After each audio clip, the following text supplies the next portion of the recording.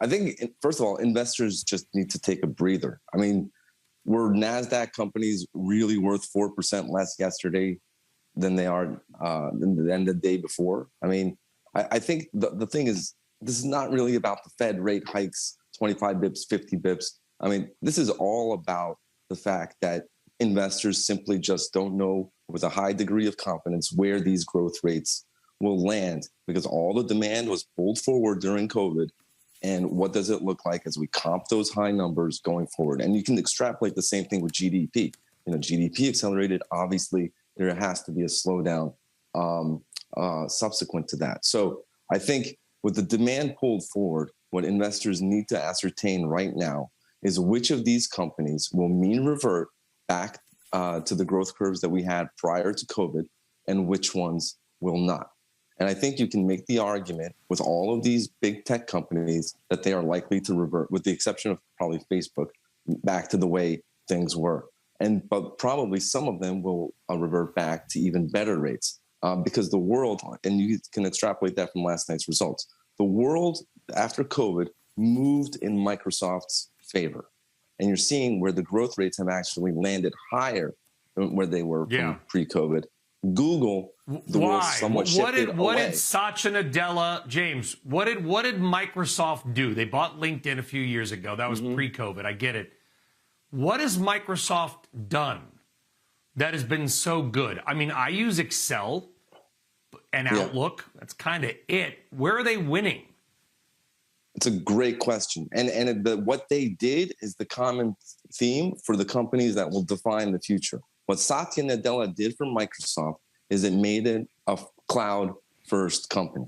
I mean, everything that they do has moved to a subscription and SaaS-based model.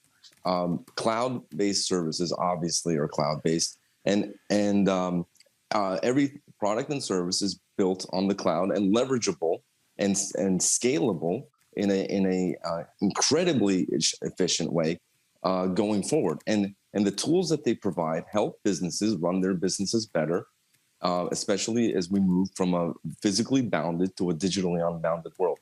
And Microsoft is at the center of that. Google, on the flip side, is still very much centric to the digital world, but there is emerging competition and more services, and people explored those services during COVID. And now I would not extrapolate and say YouTube big miss and all that. Yes, TikTok and all that is facing providing some competition, but the subscriptions are growing. And the organic content is still very much there. So Google, I think, is more status quo. Microsoft, James, +1. Good.